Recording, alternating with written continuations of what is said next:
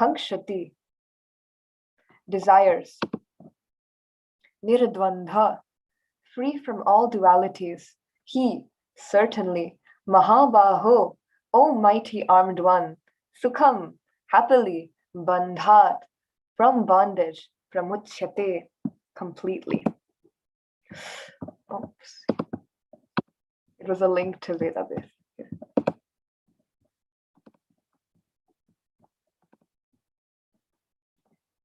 Translation. One who neither hates nor desires the fruits of his activities is known to be always renounced. Such a person, free from all dualities, easily overcomes material bondage and is completely liberated, O mighty armed Arjuna. Purport by His Divine Grace, Abhay Charanaravinda Bhaktivedanta Swami Srila Prabhupada Ki Jai.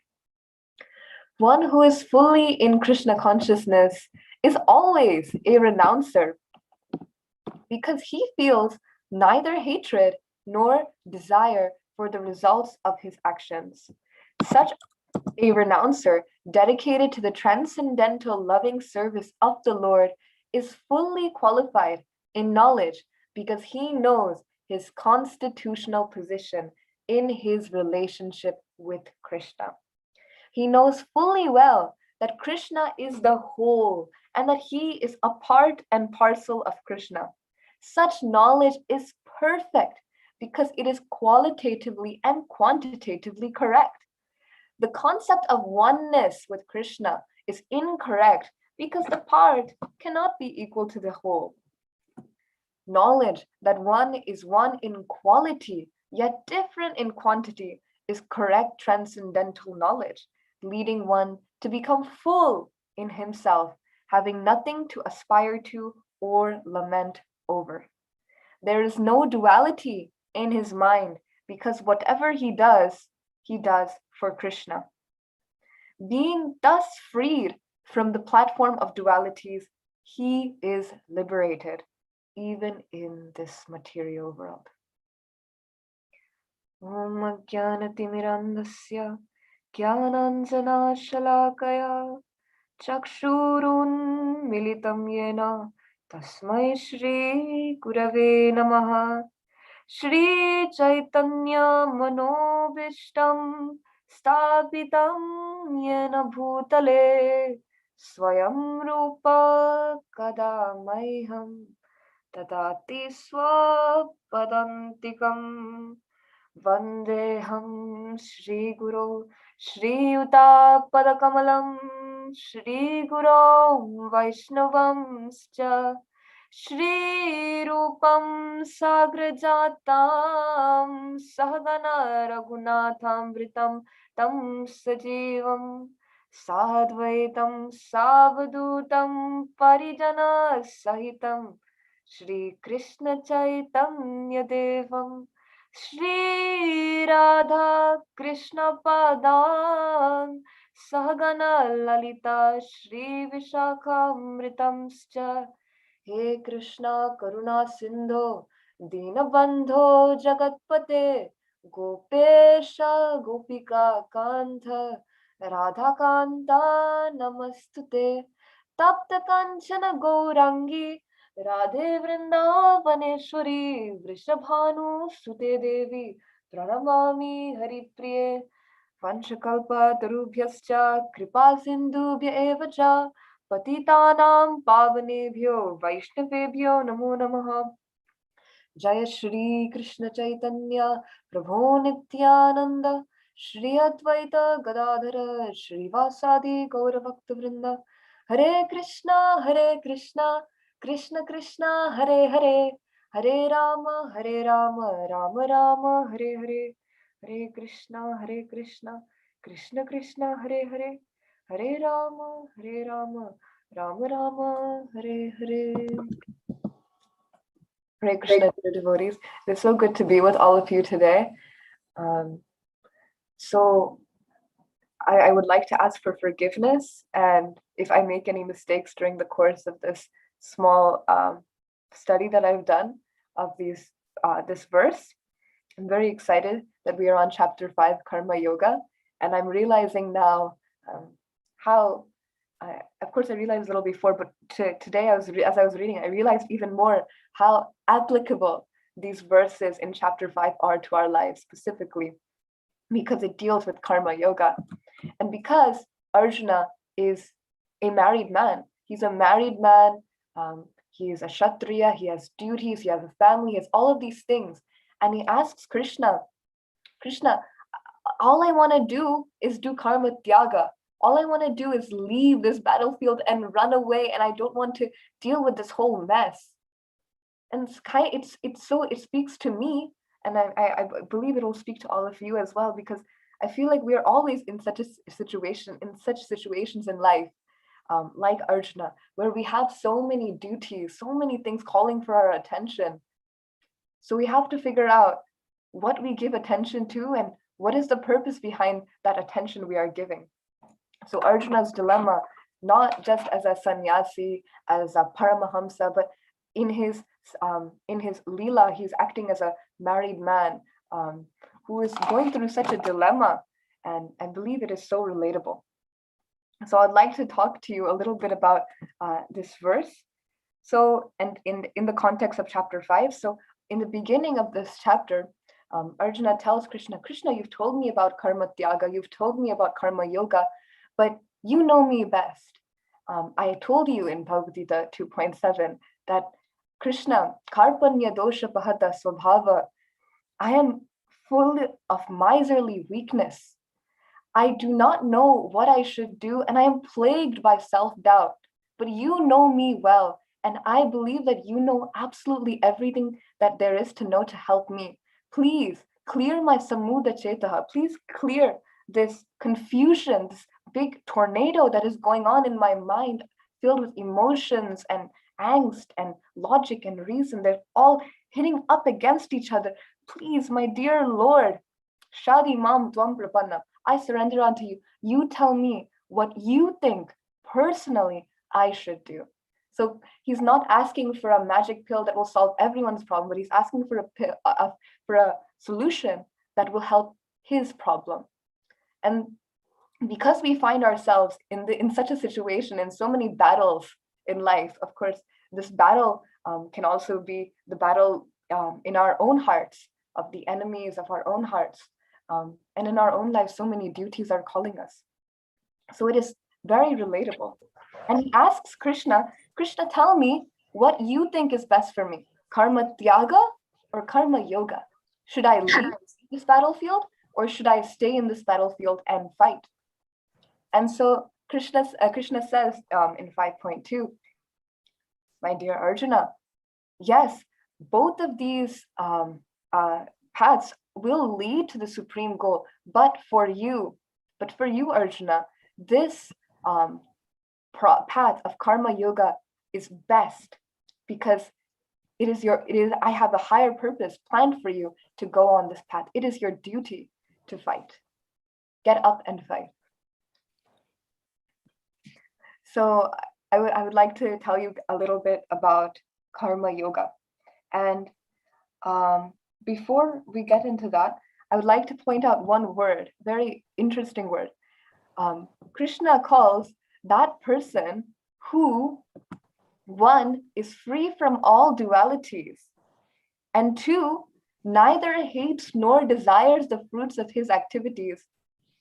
He calls him a Nithya Sannyasi.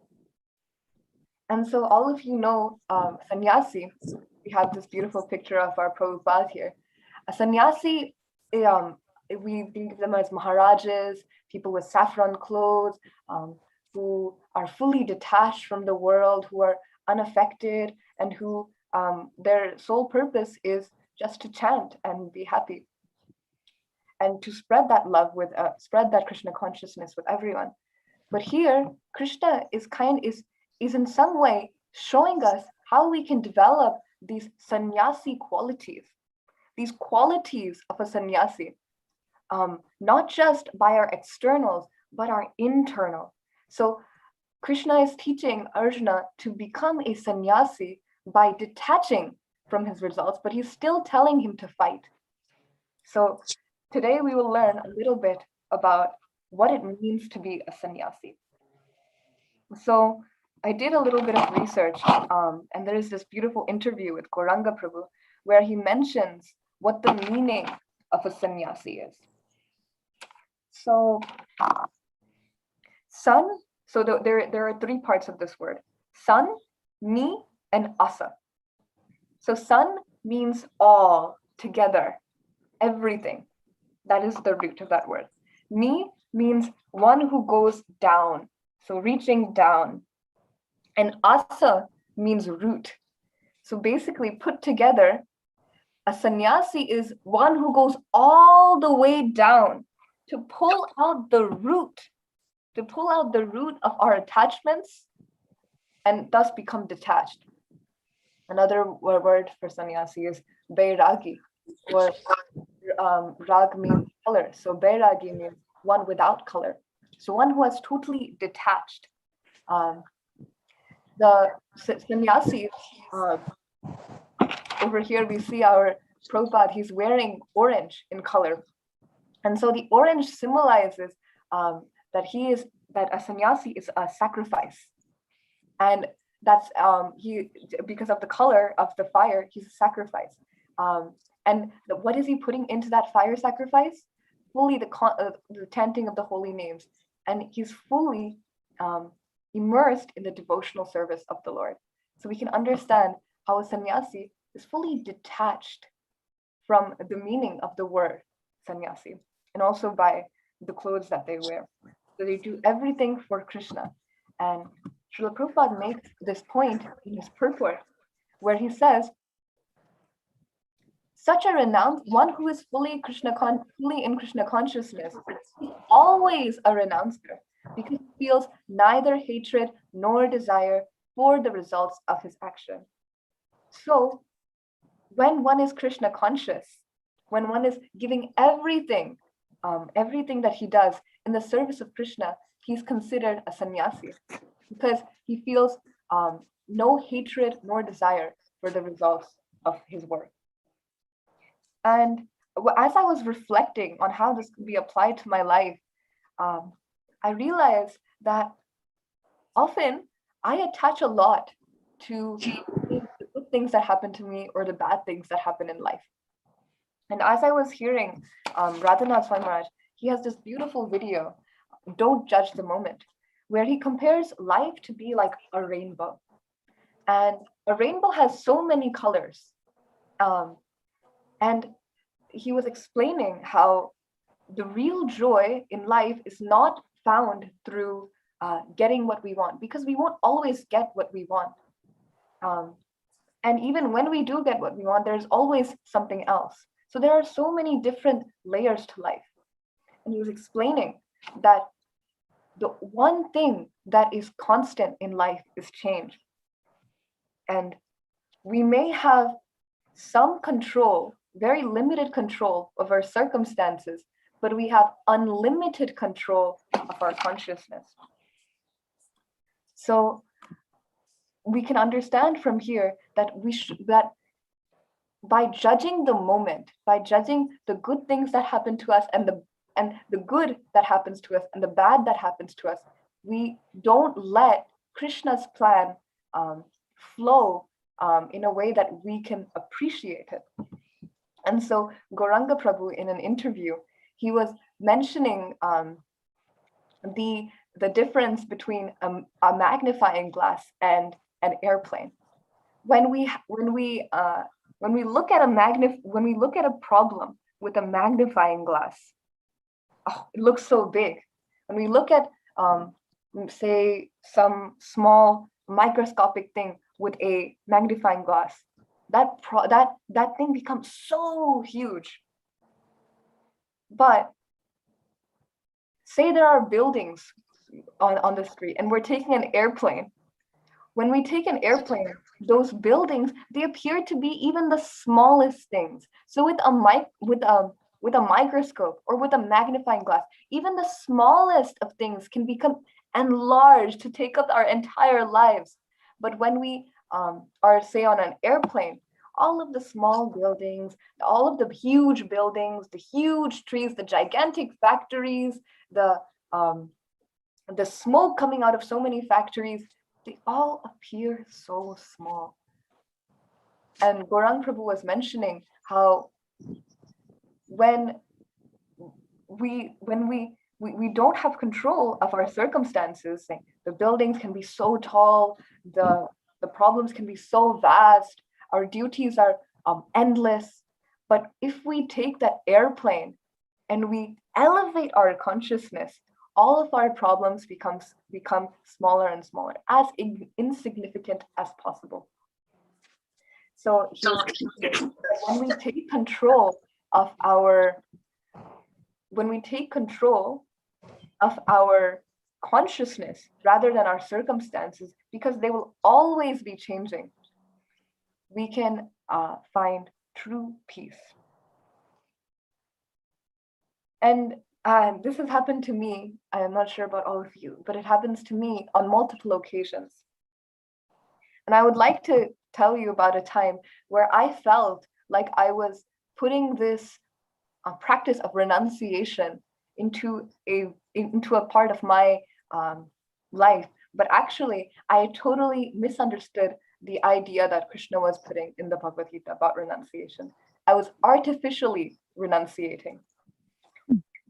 So I would like to tell you about a story, maybe just a small anecdote. When once I had gotten this really awful grade on my math test in high school, and this was after a series of bad grades in the math. Like, this pre-calculus was just not my thing. I couldn't do it. I was looking, and I was just thinking, oh, at this bad grade, and then this bad grade, and then this bad grade. Like, oh, I'm so bad at math. These grades are so bad. I'm not good at this. It's not worth it. Maybe I should just not do math. Maybe I should just leave math and never come back to it again. I had these kind of feelings. And I felt like, it is what it is. I don't care. It's okay. Bad grades, good grades, who cares? I don't hate or I desire my good grades or bad grades. I don't care. And this thought, I don't care, it became a sort of shield from me to move on beyond my bad grades. It became a wall for me not to go past my failures. So by saying I don't care, by saying I was renouncing, in a sort of sense, I was letting go of my math. I was letting go of my studies in math. I was going to maybe focus on some other subjects, like maybe English. And I started to do better in English also in high school. I was let go. I'm not going to worry about this.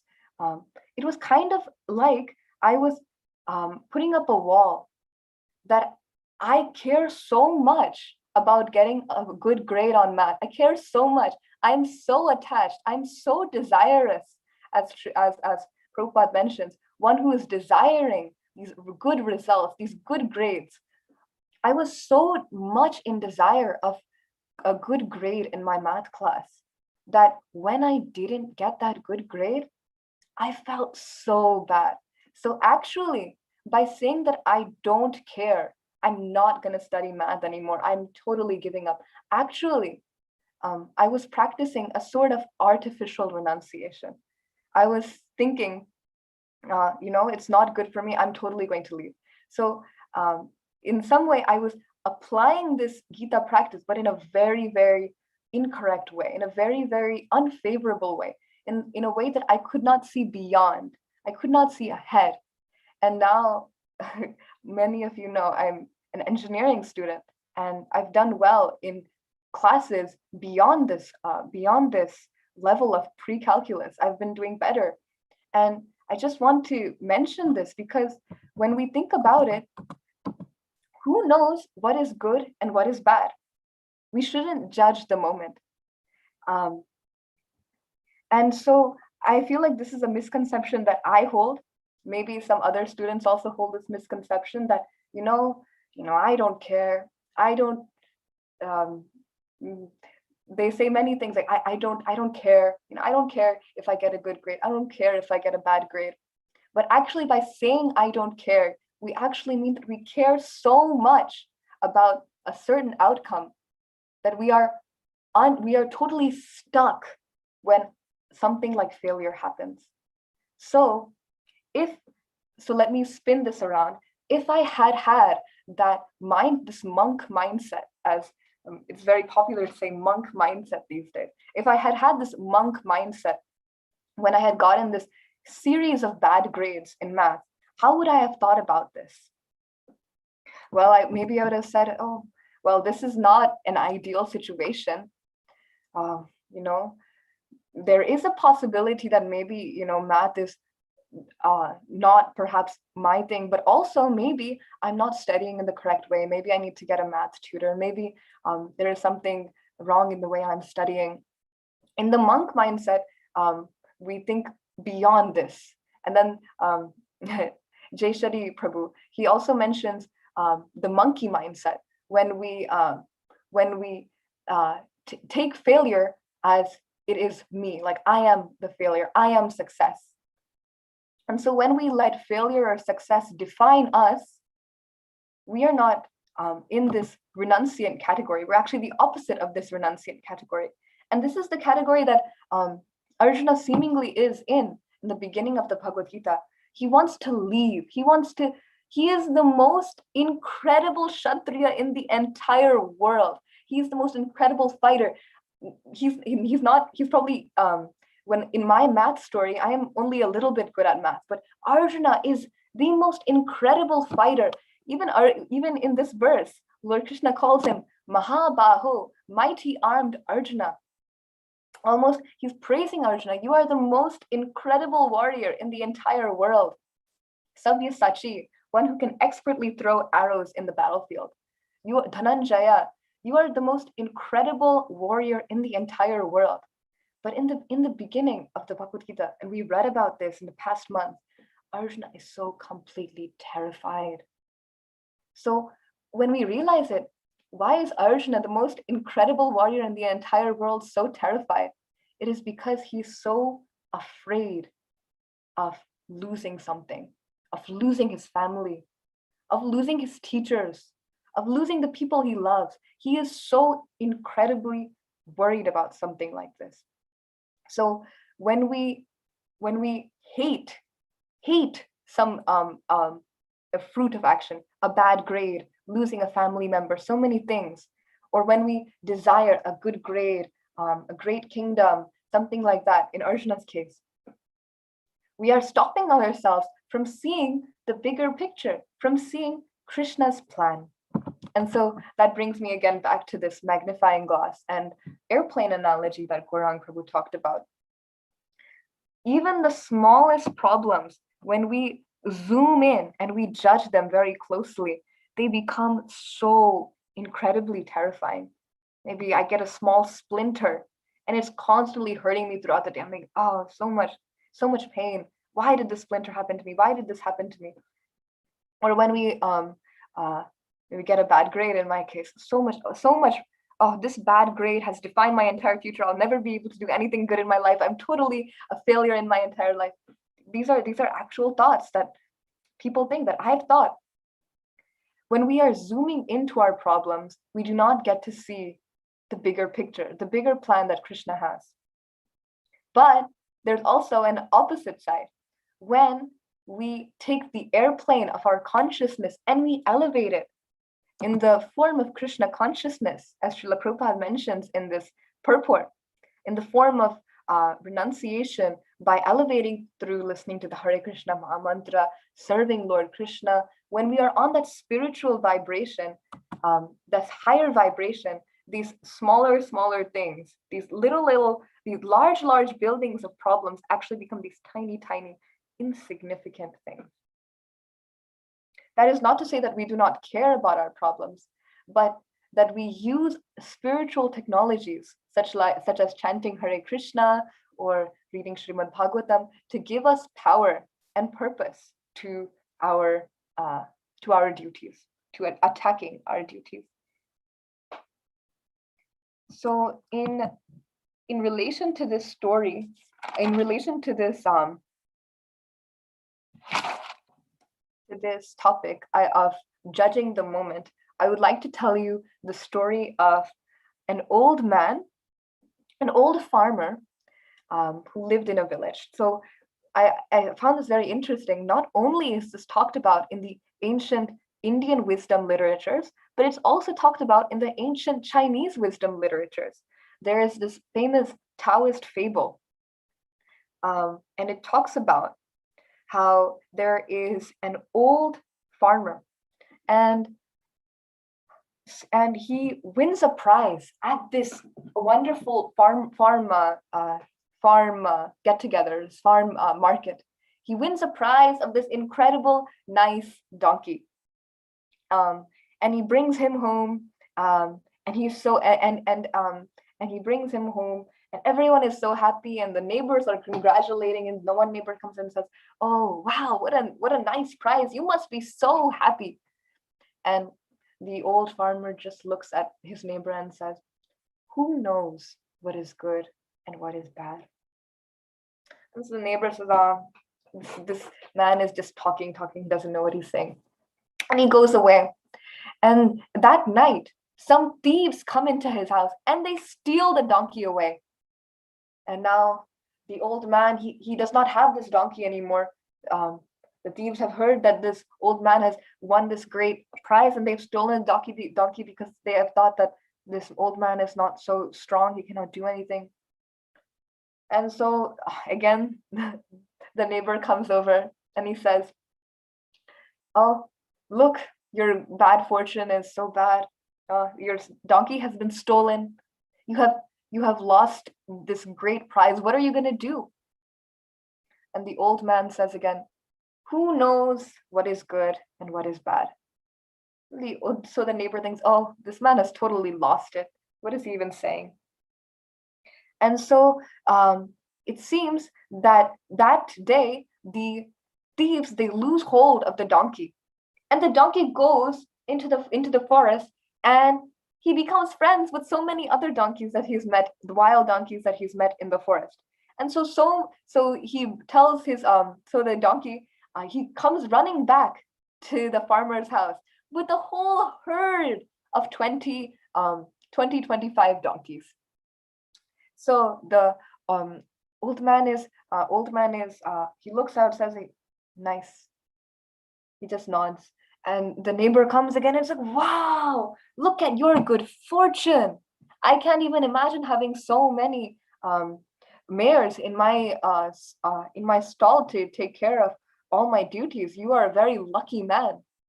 And so the old man says, "Who knows what is good and what is bad?" So again, the neighbor says, "Oh, this old man has totally lost it," and he goes away. The next day, as his son, the farmer's son, is trying to tame some of the wild donkeys that have come along with his original prize-winning mare, the one of the wild mares, he kicks the young boy's foot, and the young boy totally loses his right foot. His right foot is totally fractured, and he cannot move or walk or do anything. So the neighbor says, "Oh my God, you have lost your son's he can't agility. He's not able to walk anymore. What are you going to do now? What is the possibility of anything good happening? You've lost him." And so the farmer says again to the neighbor, "Who knows what is good and what is bad?" And so the next day, there is a call in the Chinese market, no, not Chinese emporium, that we are looking for able-bodied young men to come and assist us in our army. You're looking for young, able-bodied men to come assist us in the army. There is an invasion of Mongol soldiers, and we must we must protect our land. And so at this point, because the son is of age, but because he is disadvantaged, because he has lost part of his movement, he won't be able to join. So his son has been saved from military service.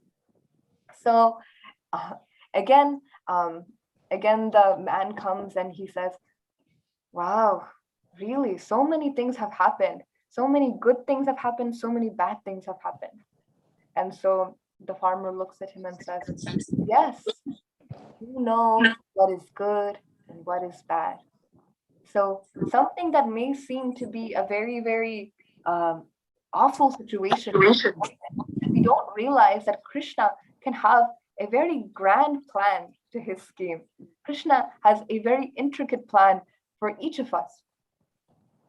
And this idea is becoming more and more popular, that we trust, some people say the universe, say God, in whatever plan has been set out. That the universe is a friendly person. Krishna is friendly, and he has picked out a perfect plan for us to come back to him to see the bigger picture. So in this story, we're seeing that the old farmer has gone through so many trials and tribulations, but he has also gone through so many ups and downs, so many ups and downs. Life is filled with these ups and downs. The road is bumpy, it's not smooth. So when the road is smooth, we really like it. But when the road is bumpy, it becomes very irritating. Sometimes when you're going in the car and it's such a bumpy road, probably in India you've gone, it's up and down, and you get very annoyed, like, what is going on? Why is this happening? Maybe you're on the highway and you're speeding through a nice freeway and it's going out really well. Oh, it's so nice today, no cars, it's going so well. So when it's smooth, no one hates it. But when it's bumpy, everyone finds something difficult. But with technology, the spiritual technology, we can look beyond these small bumps as we use this airplane of consciousness to go above our problems. And so now we're no longer on this smooth or bumpy road. We are on this higher level of consciousness. So by this practice of Krishna consciousness, slowly, we will develop the ability to look beyond our problems and accept whatever Krishna has planned for us. One second. All right, so I see that it's 7:46 now. If I will just mention one thing because it was mentioned in the purport, just very quickly. There is this, here, Srila Prabhupada makes a very beautiful and very important point. I'm sure you've all heard of it many times, and we've talked about it in Sunday school over and over again. Such knowledge is perfect because it is qualitatively and quantitatively correct. Knowledge that one is one in quality yet different in quantity is correct transcendental knowledge, leading one to become full in himself. So learning that we are not fully in control of our circumstances, because we are not one with Krishna in quantity, but we have some free will, we have some control, and that is for consciousness and a little bit of our circumstance. So when we change our consciousness, then when we remember that we have control over our consciousness, then we are able to renounce, as Srila Prabhupada mentions in this purport, we are able to renounce all the results of our actions and be situated in peace. So it is very interesting that this theoretical truth that when one is in quality yet different is in quantity is very important, because it makes me realize that success in Krishna consciousness starts, and success in also material life starts when we realize that there is very little in our control, because we are not Purusha, we are Prakriti. We are part and parcel of Krishna, but we are not Krishna. When we realize that esoteric truth, then we are able to see the bigger picture and let go of the small little things. So that's all I have planned for today. If there's anything that I have missed or anything that I may have had a misconception of, I would love to hear and correct. I would love to hear all of your reflections as well. Thank you so much for listening to my studying.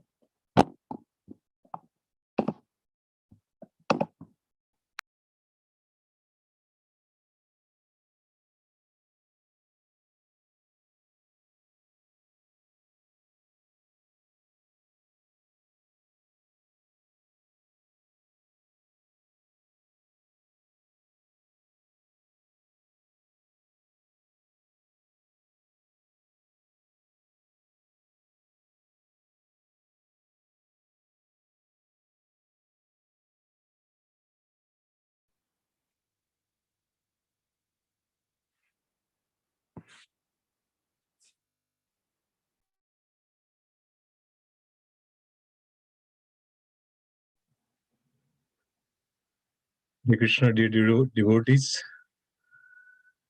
Thank you so much, Surabhi Mataji, for a wonderful, wonderful class. Thank you so much. So, dear devotees, anybody would like to add some reflections? Any questions or comments, concerns, additions? Please go ahead and open up if you have any questions. It's a wonderful forum. It's a devotee forum. So you can raise any of your questions, concerns, any kinds of doubts. That helps. Thank you, Surabhi Mataji. It was an excellent class, very profound, lots of wonderful, wonderful points covered. How to see things with a magnifying glass, or you go up and see. This is so nice. I like that, Loki.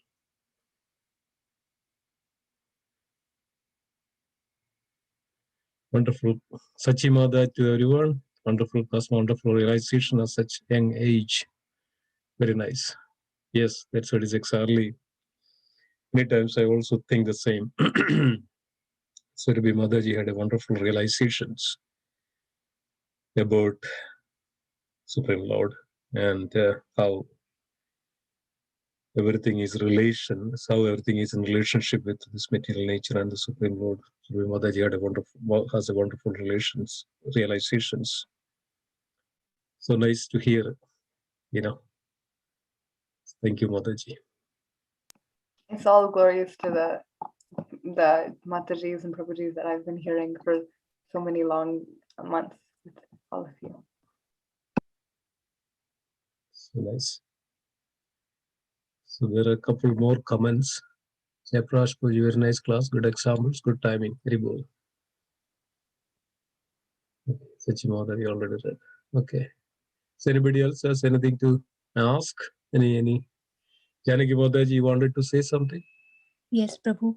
I have to clarify one thing is we were talking about that we have so limited control of a situation. On the other side, we do vouch for the efforts that we put in our karma. So how do we know that are we trying to control a situation by putting efforts, or how do we distinguish between that? Like if we are putting efforts or an endeavor in a particular situation and we know that, okay, this is our effort, this is how much we can do.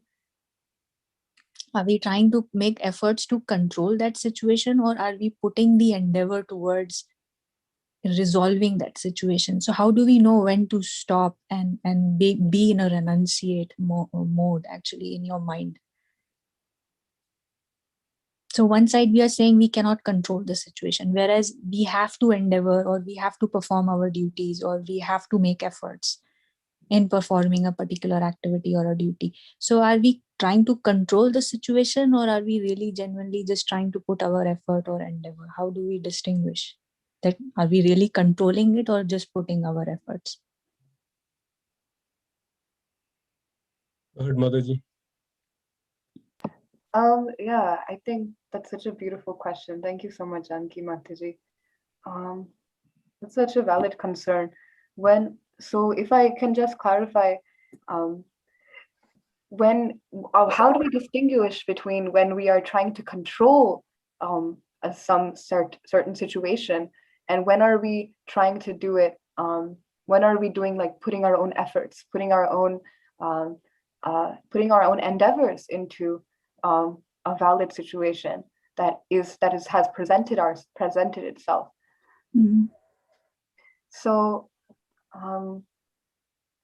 what I think when I've had this kind of situation, when say something is always going downhill in some sort of way, in my own idea, so it's going downhill. I think when we have the right intention behind what we're doing, say when we have a right intention in our mood, I feel like there's nothing wrong in desiring something good happening. That is a natural tendency to desire for something good to happen, to hope for the best. It's natural. But when we have that desire for self gain rather than compassion for probably certain individual we've had a falling out with, or maybe some kind of situation, when we have compassion and there's a higher purpose behind it, then I feel like then that is true sannyasa. That is true karma yoga, when we are doing it with that intention to please Krishna, that is behind us, in the back of our heads, that I'm actually doing this for a higher purpose rather than my own gain. But that is my understanding. I would also love to hear what all the other devotees would also like to add to this. Thank you so much, Mataji. I would also like to hear what your thoughts are on this as well.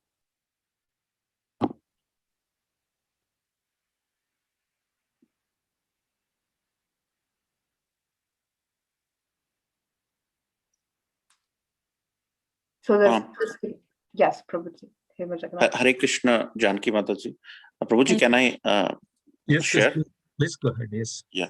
So it's actually a very valid question, because when we put endeavor, what happens is we become very passionate about putting endeavor.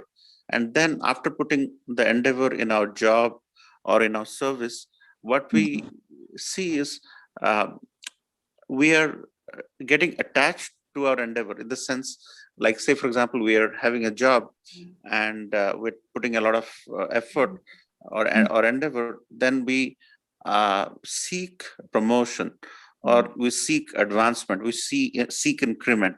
That is because we are very passionate, and in this conditioning, in this material world, where there is a lot of rat race happening, we become too attached. And that is exactly what this verse is all about, is do your best, but leave everything for Krishna for the rest, right? So what happens is, sometimes we also, that is also true for our spiritual life as well, because we try to make samosa, for example, as an offering to the Lord, and we do it for 5 months, 6 months. Then we realize that, hey, my samosas are liked by some people. And then when the service of making samosa goes away, and we start making pasta for the lordships, we feel bad, because we get terribly attached to that effort.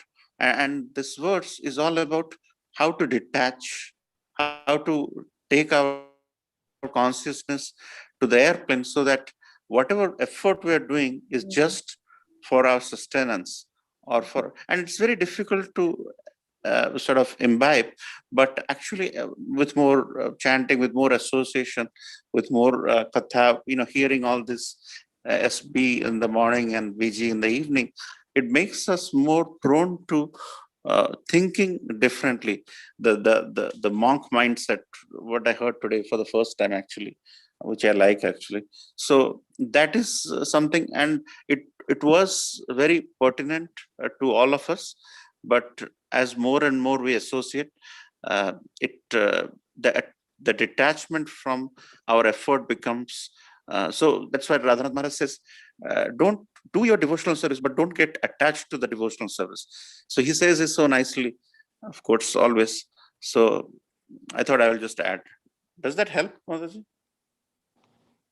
So Prabhuji, when we are saying that detach yourself from that effort or attempt of that effort, it means we are detaching from the fruit of that activity, right? Not that we don't want to say that we don't have to be enthusiastic or energetic in putting our effort.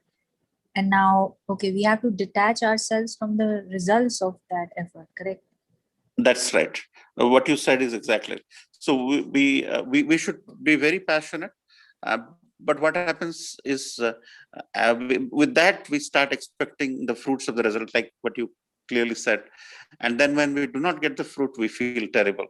And that is when we have people have suicidal tendencies, people have frustration and all that. So that is the real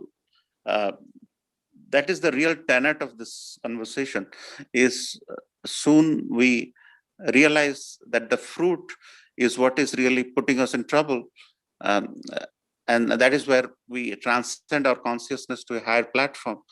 We should be able to deal with that. Okay. Hare Krishna. What I would like to add to that is,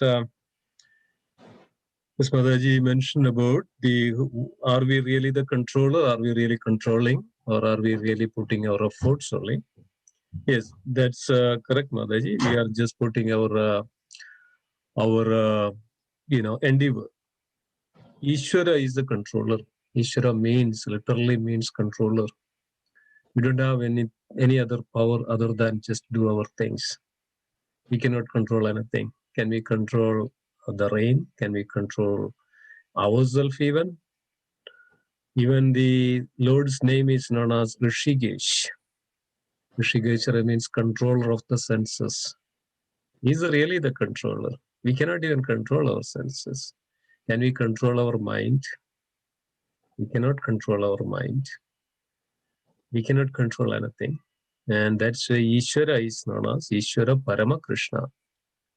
The supreme controller is, or the controller is the Supreme Lord Sri Krishna. Ishvara literally means controller. So we know that we have so many controllers in this universe, and Lord created that. Even our hands has to move. We don't have that much power, but there is a controlling deity called Indra. Is there. And in order to move our mouth, there is a controlling deity called the fire. Is there. We want to hear. It's not in our hand. We cannot, sometimes, sometimes, or some problems, we can lose our, hearing capability.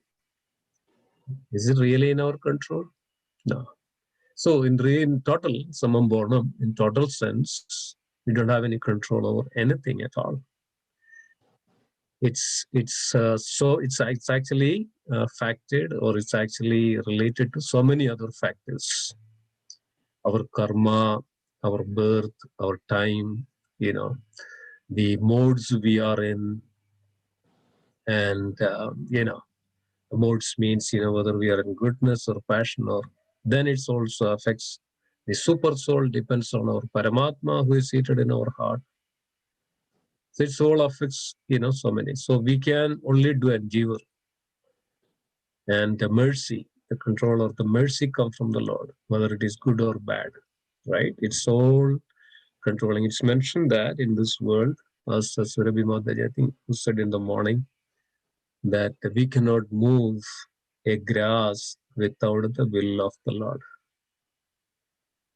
Cannot move a grass without the will of the Lord.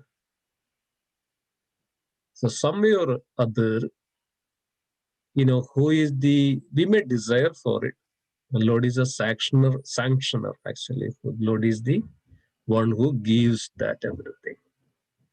So that's why it's very important that we understand this, and be more devoted to the Lord, so that Lord sees us Lord hear us, Lord will be more dear to us, so that just by this process itself, and what happens, we can purify and we can come out of it. So then there is a question Arjuna asked in the verses. Oh Krishna, oh Partha, I can control the wind, but I cannot control the mind. I mean, Arjuna could do that because he has a siddhi, he has so much power, not like us. I can control the wind, but I cannot control the mind. So Krishna is giving an answer that we should practice. Abhyasa yoga yuktena vairagyena cha kriyate. Vairagya by detachment. So that's what is Yama Jagannath Prabhu was mentioned. We have to have the detachment for, an attachment to Krishna. Because we need to know that everything is controlled by Lord, everything is come from the Lord, everything is belongs to Lord, everything is, his property, his maintains, he creates. So we should have that so that we can see the proper detachment from all our things, and we can have a very wonderful attachment to Supreme Lord. So in that situation, we situate in a very proper spiritual platform. So then everything will automatically, everything will controlled by, everything happens good. So when we say, Krishna, I'm yours, now it is Krishna's responsibility to maintain me. Right? Like children, it's a responsibility of parents to maintain the children. And so what to do? So we have to relate and we have to depend upon that, the Supreme Lord. If we are not dependent, we are what is called inimical. We are rebellion against the Lord. So like a child rebellion against his parents. What happens? Less, then the child goes away.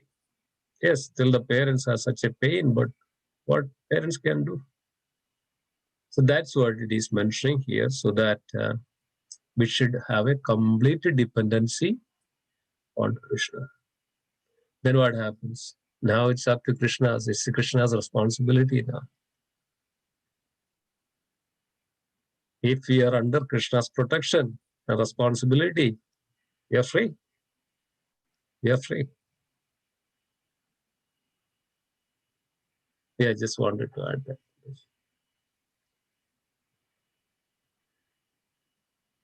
Thank you, Prabhuji.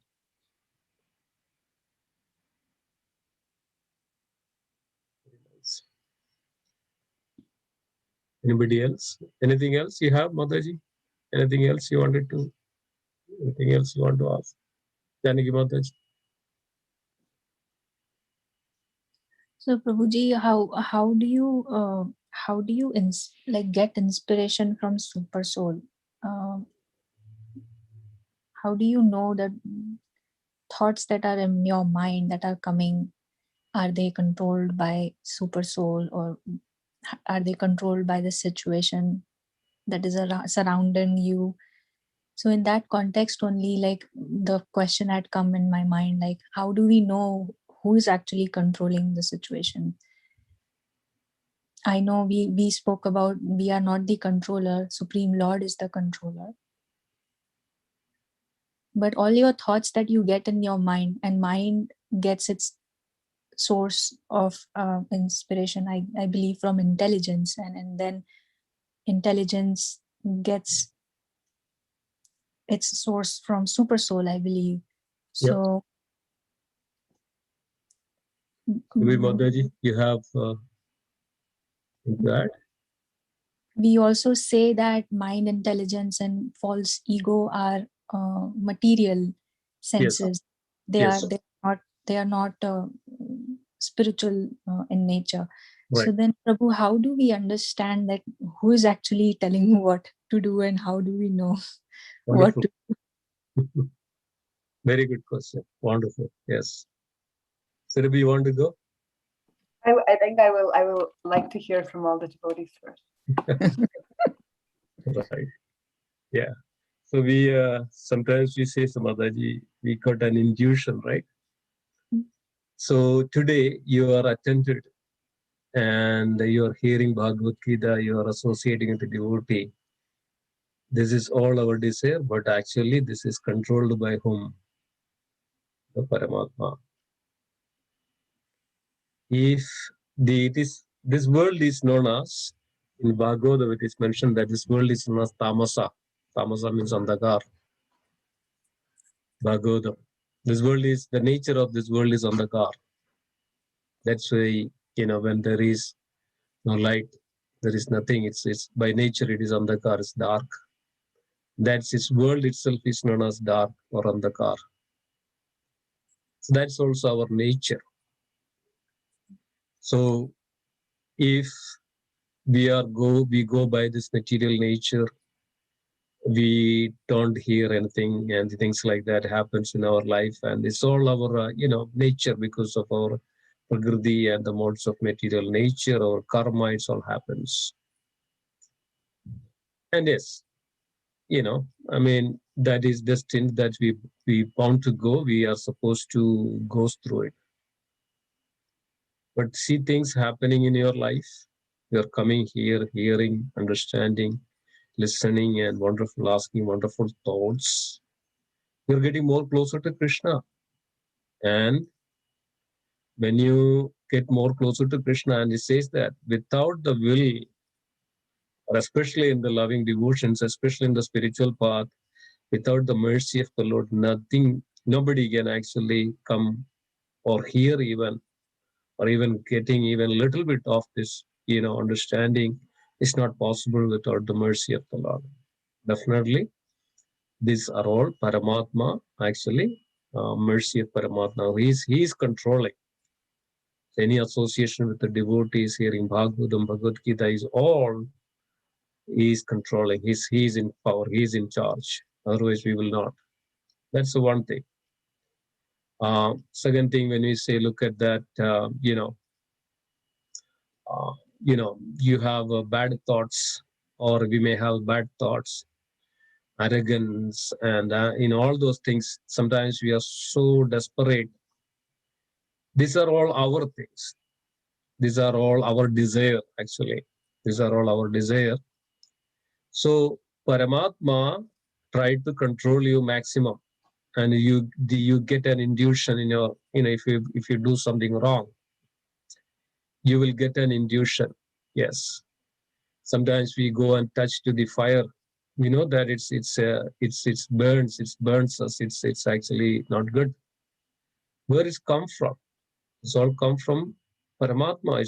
He is the supreme. He is the knowledge, the nature of the soul, and of course the soul is part of Paramatma. It's all there.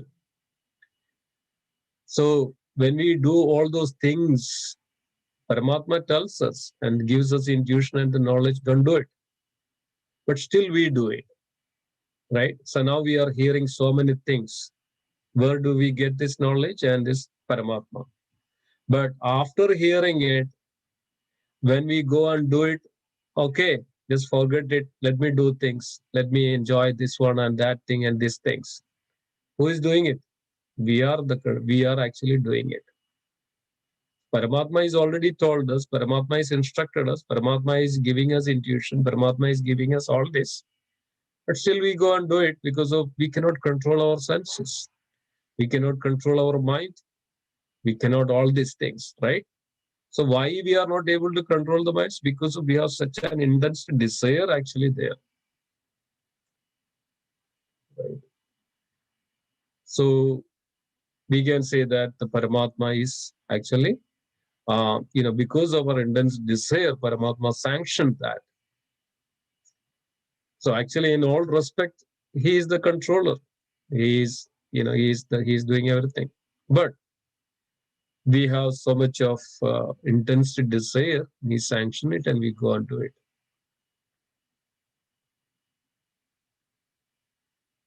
Is it okay? I mean, other devotees, please add.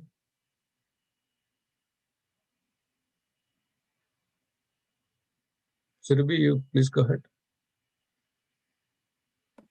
I think that response was very, very appropriate, and I totally understood everything that was being said.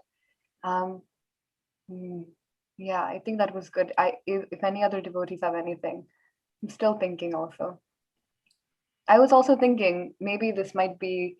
I would also like to hear if this is incorrect, but sometimes I think that when there is something I need to work on, Krishna will, like, for example, there's an anartha in my heart that needs attention, that needs to, like a weed that is choking my rose plant of devotional service, say like anger, for example, or envy. Krishna will over and over again give me situations where that anartha is provoked or something, that he will, all the time there will be some repetition where Krishna will send a message, oh Surabhi, this needs to be worked on, and I will get that message only after some repetition of that event. So I think that is one way that I feel like Krishna sometimes speaks to me, maybe through my parents. Oh, Krishna, Surabhi, maybe you need to work on this. Surabhi, this. So I feel like that is also a way that Krishna somehow helps me in my devotional service in my life. Not sure if anyone else has had this experience or if this is a totally bogus interpretation, but it's helped me find some weeds in my heart and helped me to uproot them sometimes.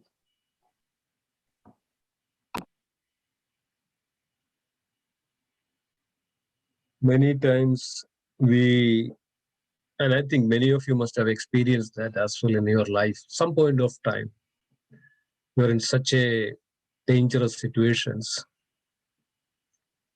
and somehow all on a sudden some extra hands, some external force and external thoughts, this comes into our life and we easily come out of it and easily saves. And I remember one time, there was a great danger, things actually happens, about to happen, and just pray to the Lord. All on a sudden everything is clear. So who does that? Who is coming into that picture? The case of Prahlad Maharaj. Prahlad Maharaj was going through so much of things. All the time, who was actually protecting and saving, and the Lord. So Paramatma's hand is there, right?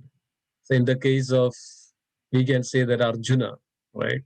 Just for an example, Arjuna took the vow, I would die next, before sunset of next day if I don't kill Jayadratha.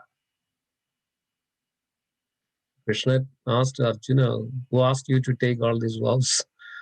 You're putting me in trouble, right? You're putting me in trouble. Who asked you to take this all? So, but Krishna came. Krishna, intervened. And Krishna made sure that Jayadratha is killed before the sunset. And he even artificially made that sunset, and then all on a sudden everything is clear and Arjuna killed.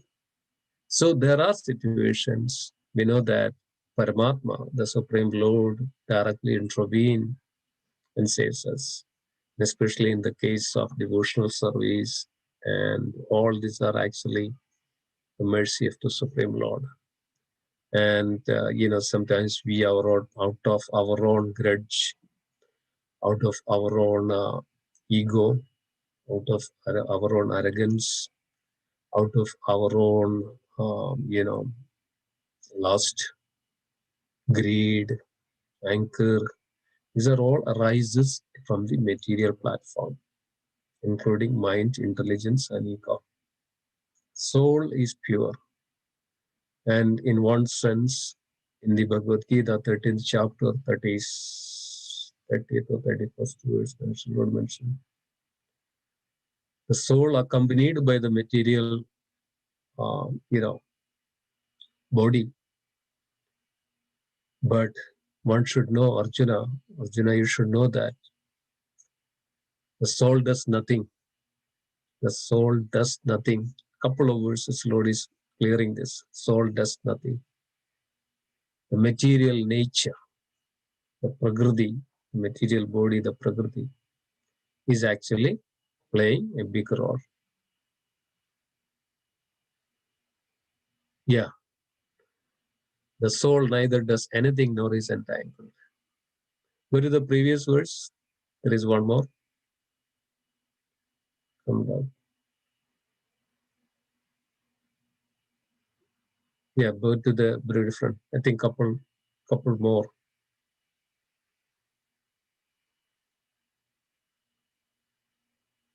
Yeah, this one. One who can see that all activities are performed by the body, which is created of material nature, and see that the self does nothing, actually says. You go back to one more verse.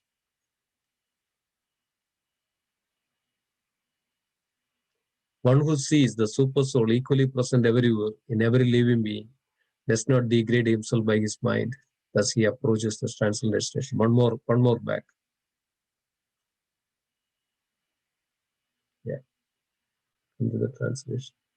One who sees the super soul accompanying the individual soul in all bodies, and who understand that neither the soul nor the super soul within the destructed body ever destroyed actually cease.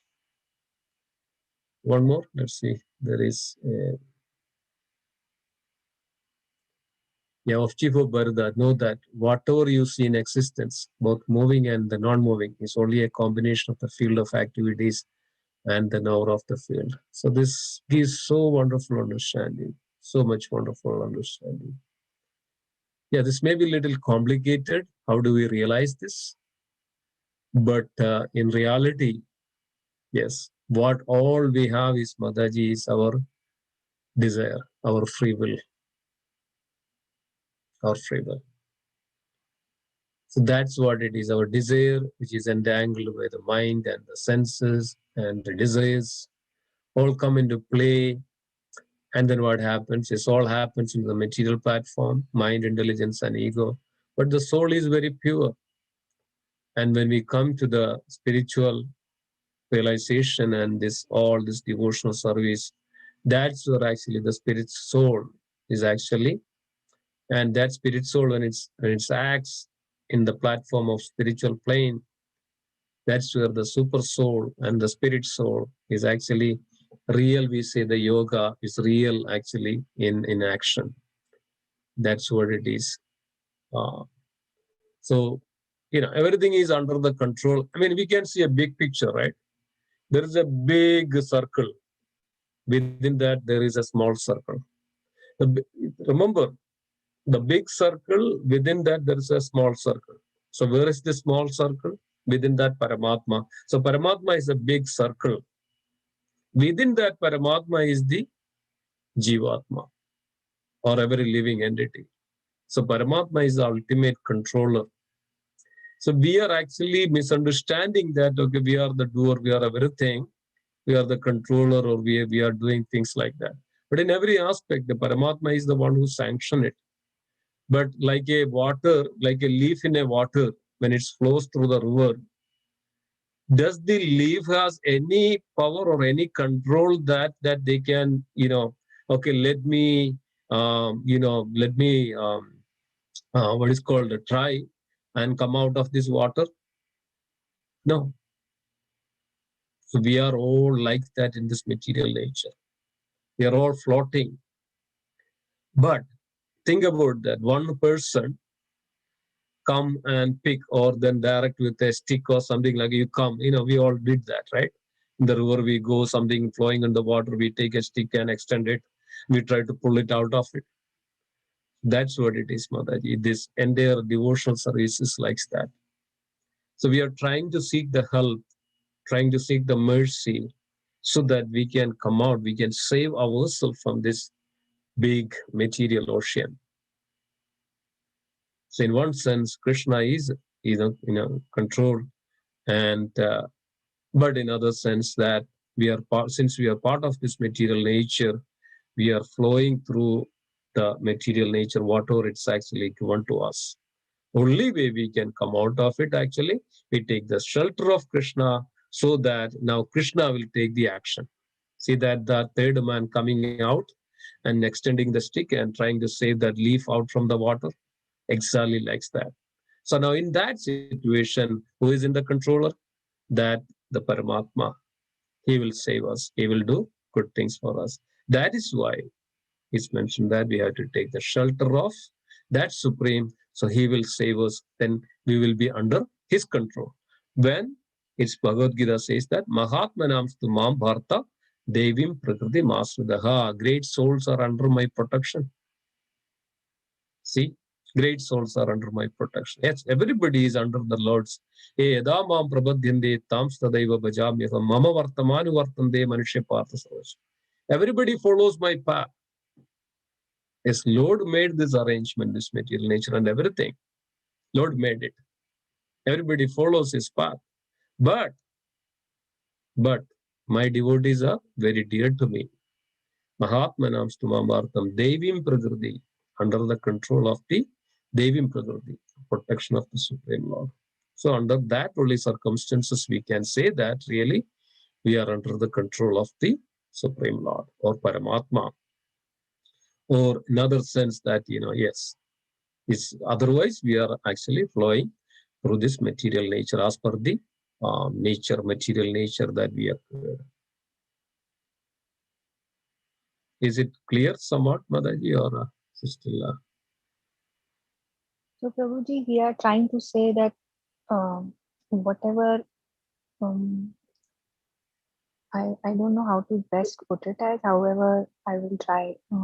So whatever decisions we make in life, or we have a situation where you want to decide between two things and you are not sure what to do. So we are more driven by what we desire versus what is right or wrong, and that's how we take decisions. And are we hearing to our Paramatma, or are we hearing to our anarthas while making a decision? Because we also have free will. So how is one deciding? Yeah, that's a good question. And what do they listen to? Like, is it intuition, or are they using their free will to make the decision to be favorable to their free will or desires that they have? Or are we really listening to what Paramatma wants us to do? Right. While when meditating, Prabhu, I always try to just meditate on saying the Lordship that let always be your will, never mine. I try to meditate on that. Yeah.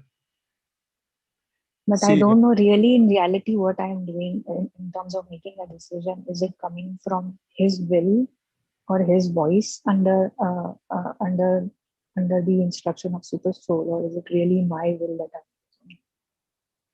Right. Exactly. Yeah. I mean, it's a very good question, very powerful question. Yes. See that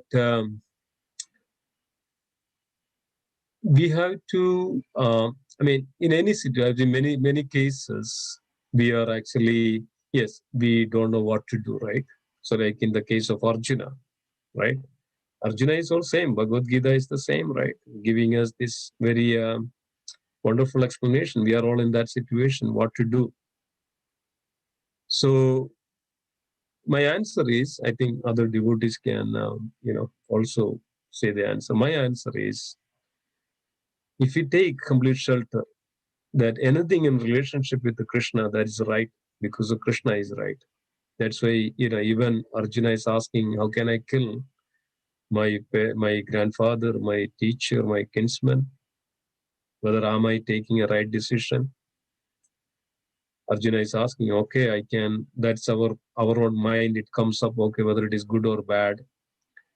Is it really the direction from the Supreme Lord? So that time we can actually always remember these things. We always goes as per the directions of Sadhu, Shastra and Guru. Sadhu, Shastra and Guru. Right? So Sadhu, Shastra and Guru says the same thing.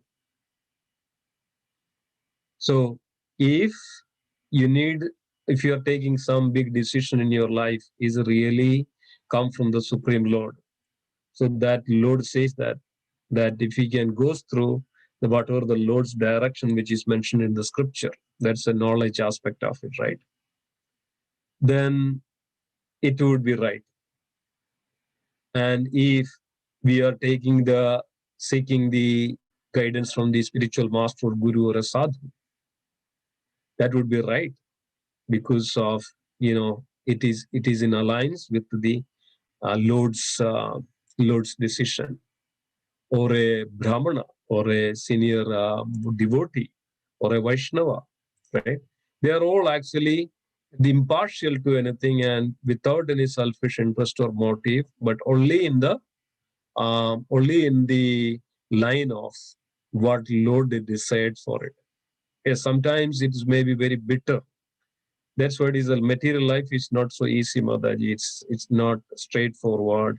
It's not that as we think. It's not that as we say.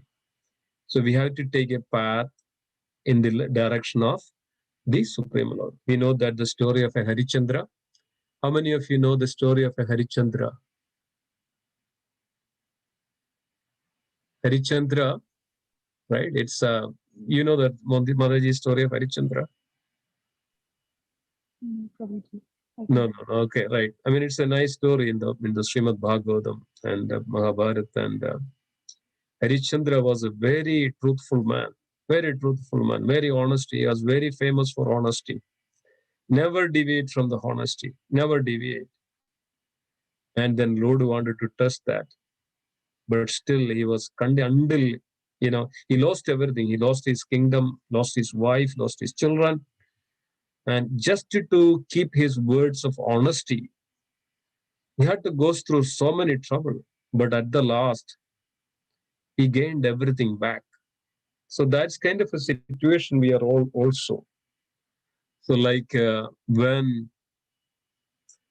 we stand with the directions of the Lord, the teachings of the Lord in our life, then that is the right directions. Ultimately, Lord will be protecting us. Ultimately, Lord's mercy will be us, because if you follow the path of the Lord, you're clear? Is it clear that if you go with the directions which mentioned in the scripture, or as per the sadhu, Vaishnavas, directions of those, then we can say that we are following or taking the right decisions as per the Lord's directions, or as per the Lord's will. Or is this a right direction or right decision? Otherwise, we are whimsically our own. Anything if you want to take before, you can ask Lord, you can take permission from the Lord. That's many devotees does that. So somehow that Lord's mercy will be there. So anything in our life, Krishna should be in the center. Our life should be as per the will of the Lord. Our life should be as per the directions of the Lord. Spiritual master Srila Prabhupada said, okay, don't do this, do this. We should follow. So then we are on the right path. We are in relationship with the Lord. We are in yoga with the Lord. Chant the holy name, or do this, do that. Keep Krishna is in the center of our life. So these are all as equal as the directions of the Lord. In the Manu Samhita, Manusmriti, which is mentioned that when devotees, also it says, right, Namo Mahavadanyaya Krishna Prem, Namo Mahavadanyaya, Namo Brahmanya Devaya. That means Lord consume the bhoga through the mouth of the Brahmana. What it means that Yasya Prasada Bhagavad Prasada. When the spiritual master is pleased, Krishna is pleased. When the devotee desires something, Krishna will fulfill. We know that this Narada Muni, the desire, the words of devotees will be fulfilled by the Lord. So this is the Lord. So it's always good to depend upon the Guru, devotees, and the Lord. It will be in a good. It always will be in good, and the results will be very good. So that's what is we need to take, Madaji, not whimsically our own. Right? Yes, sir. Yes. Is that okay? Yes, sir. Thank you so much. Okay. So okay, since let's conclude here then. Is that okay?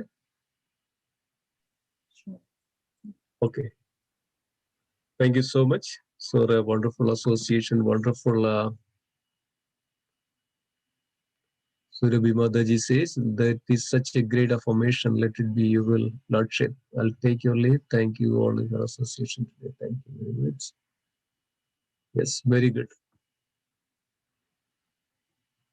Okay, so let's conclude. Vancha kalpatarupasya kripa sindhubhya evacha patidanam पतितानां Vaishnave वैष्णवेभ्यो नमो नमः। Vaishnavruddhaki वैष्णववृंद की जय। सदा श्रीमद् भगवद गीता की जय। Srila Prabhupada शिला ki Prabhupada की जय। अनंत Nanda कोटि Kodi Vaishnavruddha ki वैष्णववृंद की Gaura जय। और Premanande. Premanand Hari Hari. Thank you. Thank you everyone. Hare Hare Krishna. Krishna. Hare Krishna.